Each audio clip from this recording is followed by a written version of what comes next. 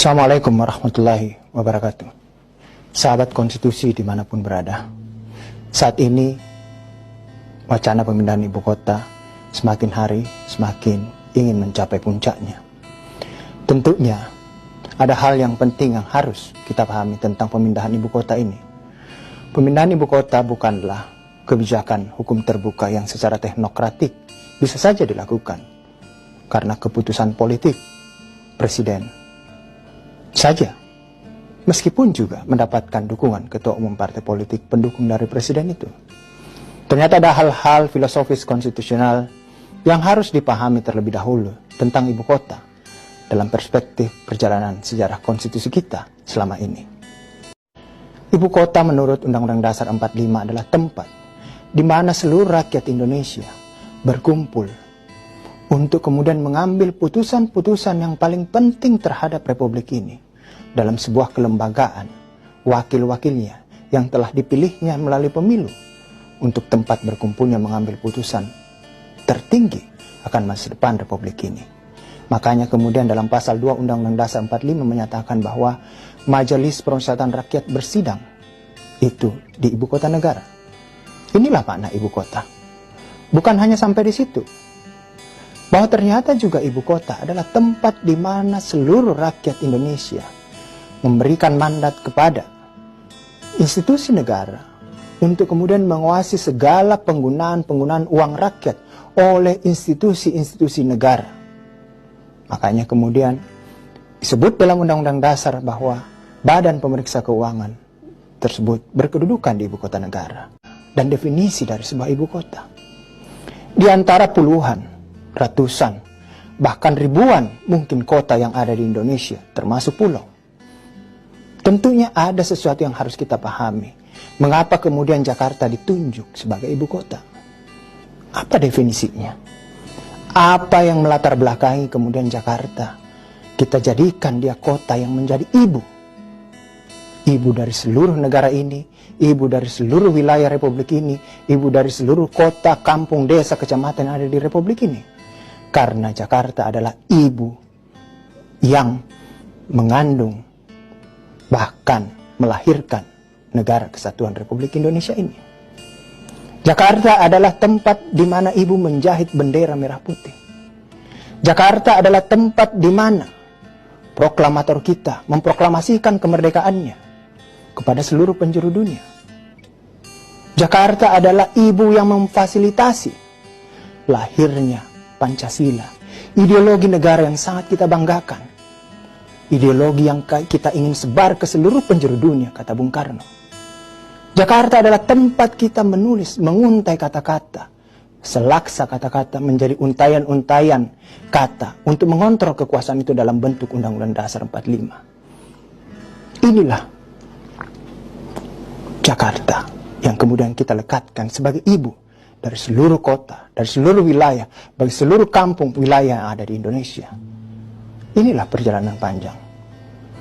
Oleh karenanya maka, sahabat konstitusi dimanapun berada, pernyataan inilah yang kemudian membuat ketika pada tahun 60-an, Republik inilah perjalanan panjang.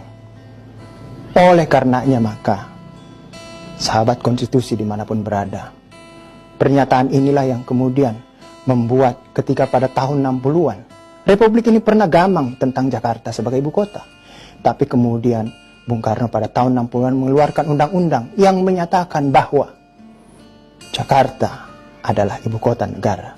Karena Jakarta adalah kota yang melahirkan proklamasi, kota tempat pusat aktivitas revolusi, kota tempat kita menyebar ideologi Pancasila di seluruh dunia. Dan sampai sekarang, filosofi fundamental ini sampai sekarang kita tidak pernah mencabutnya. Bahwa Undang-Undang DKI mengalami perubahan, itu adalah masalah teknokratik guna pembangunan Jakarta sebagai ibu kota. Bukan mencabut filosofis ibu kota. Bukan mencabut dasar filosofis. Apa itu ibu dari kota? Apa itu ibu dari wilayah? Apa itu ibu dari kampung, desa, seluruh wilayah yang ada di Indonesia? Itulah Jakarta. Dan sampai saat ini, ketentuan tersebut tidak pernah diubah.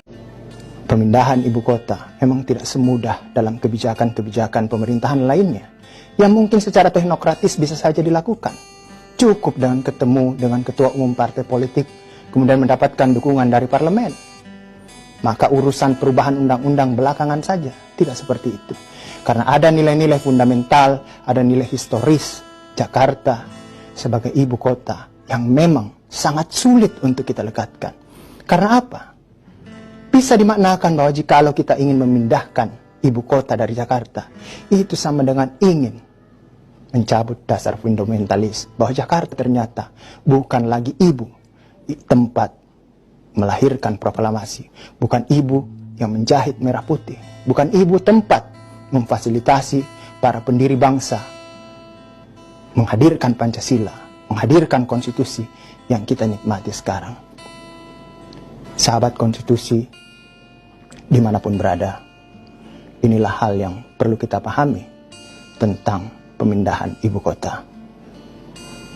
Pembukaan Undang-Undang Dasar 45 secara teknokratik, hukum tata negara, bisa saja dilakukan perubahan. Tapi nilai-nilai fundamental pembukaan itu kita semua tidak berani, bahkan tidak mampu untuk mengubah berdasarkan hati kita. Meski seluruh kekuatan partai politik di MPR sepakat untuk melakukan perubahan, tapi kita semua tidak mampu dan tidak punya daya secara filosofis fundamental untuk melakukan itu. Dan nilai tentang pembukaan filosofis fundamental itu sesungguhnya sama dengan ketika kita melekatkan Jakarta sebagai ibu kota negara. Bahwa kemudian sebagai pusat pemerintahan, sebagai ibu kota negara, ketika kemudian aktivitas perekonomian ingin semua mendekat kepada kekuasaan, sehingga Jakarta sebagai kota dikelilingi, terkepung oleh aktivitas perekonomian, bahkan kapitalisme. Tidak berarti negara atau kekuasaan harus menyingkir, bahkan mengungsi ke daerah lain, kemudian mencabut status Jakarta sebagai ibu yang menjahit merah putih, menjahit proklamasi, menjahit Undang-Undang Dasar 45, dan menyebarkan Pancasila di seluruh dunia, seperti apa yang dicita-citakan oleh Bung Karno, proklamator kemerdekaan kita. Assalamualaikum warahmatullahi wabarakatuh.